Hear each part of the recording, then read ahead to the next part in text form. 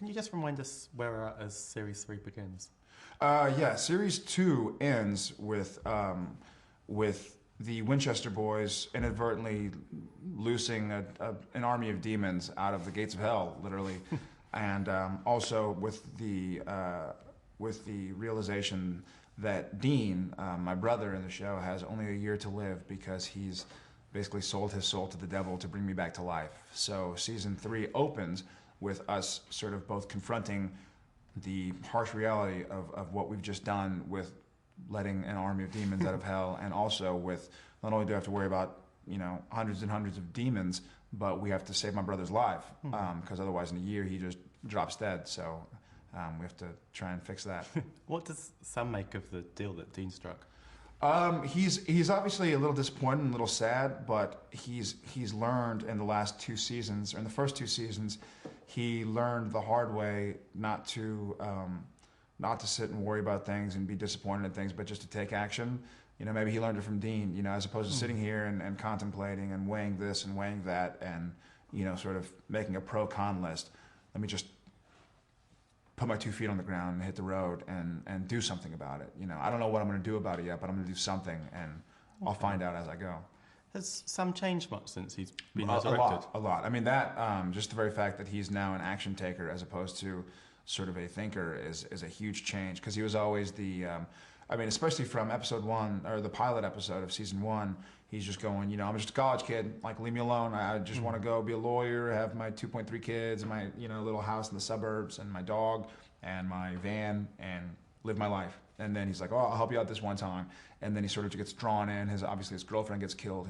He runs back into his father, salvages a relationship with his father, and then loses his father. And his world has been thrown for a loop. He's starting to find out things about himself that he didn't really know, and he doesn't want to know, that he might not be completely human. He found out that his father, who he finally made amends with, told his brother, if you can't save your brother, being me, then you have to kill him, meaning kill me.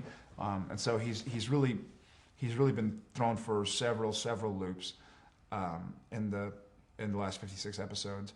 So he's changed accordingly. He's hardened, I guess. Of course, yeah. He's hardened, and he's also just his motivations have changed.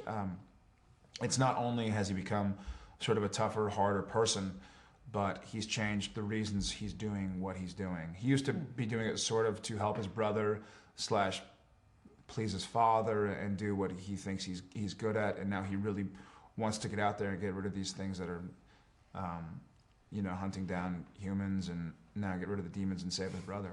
Have we seen the last of the yellow-eyed demon? We have so far. I don't know what the plans were for the end of the season 3, but we found out that the yellow-eyed demon was the biggest, baddest demon we knew of, but not the biggest, baddest demon there was. Okay. And there was a demon that he answered to, and so that's even more what we need to take care of. So as far as I know, yellow demon's out, but worst demon is in. So there's more to come. Yeah, out of the frying pan into the fire. Yeah. What about Sam and Dean's dad? Is there any possibility he could come back? I mean, it's supernatural, so of course there's possibility. Realistically, Jeffrey Dean Morgan, who plays our father, who I love to death, has been extremely busy ever since Supernatural and Grey's Anatomy ended for him. He's been doing movie after movie after movie and keeping very busy. And so he's been dying to come back. And I think the writers have some ideas for how he could come back or why he would come back. But just logistically, it's hard to work out the timing for him to come back. But I hope so. We love him out there. And obviously he does a great job on the show. Never say never. Never say never. Not in Supernatural. I mean, I came back from the dead, so you know, who knows what's going to happen with him. What's been your favourite episode of Supernatural so far? Does one stand out?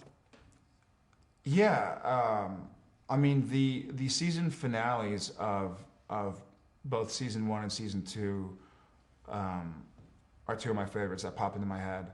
I still love the pilot, and I remember one of my favorite ones to shoot was from season 1.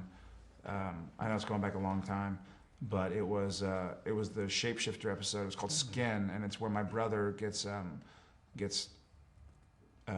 sort of doubled by a shapeshifter, and so there's a big fight scene between brother and brother, and I just love the mythology of it and the archetypes and brother versus brother and good versus evil and what's going on, and you know, you never really know if he's real or if he's fake, so to speak. So I remember that was one of my favorite ones, and one of my favorite ones to go back and watch.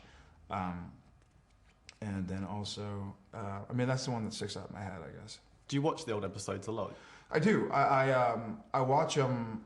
I watch them every now and again, especially if we have something in an episode that refers back to one of the other episodes, or something where I'm reading through the script and I go, that makes me think of what happened in that one episode where, I'll just put it on my DVD or go to iTunes and watch it on my iTunes on my computer. More for research than for pleasure. I've never really liked watching myself. So I'll do it really to research something that I think needs to be researched. Okay. Or if there's an episode where, Sam this year has been starting to turn into a lot like his brother, a lot like Dean. And he says in one of the episodes, I'm trying to be more like you. And there are a few scripts that I've been reading, and it's just Sam kills a demon and it refers back to the look on his face. And I'm thinking, oh, that must be like when Dean killed the vampire and had that look on his face where his face is full of blood. And I'll go back and watch it and I'll be like, okay, and just try and, I don't want to say like channel that energy, but try and do something half for myself, half for the fans that's reminiscent of a prior episode. Okay. So yeah. Over here, ITV marketed the show as Scary Just Got Sexy. Yeah, yeah. I'm the scary part. Jensen's the sexy part. So, are you comfortable with being a pin-up, that kind of thing? It's so funny. It's so funny because I see like really good-looking dudes and good-looking chicks like saying, "I don't see myself as a sex symbol," and kind of doing the sex symbol thing. And you're always like, oh, they're full of it. But I do not see myself as a sex symbol. I do not. Like, I understand that, like, it's scary, just got sexy or whatever. And I know that's half marketing and half whatever. But it's just funny to me. Like, if someone likes the way I look or something, then great. Fantastic. If that will get somebody to watch the show, then awesome. Because I'd love to be known for my work. Ultimately, I'm 25, so whatever looks I do or don't have right now are just going to go downhill from here. So I don't want to be known for like being a good-looking guy or a decent-looking guy. I'd rather be known for my work. But if it'll get somebody to watch my work, then hopefully they'll like that. And so, but whatever, it's flattering. It's very flattering. So I don't want to say like, no, don't call me that.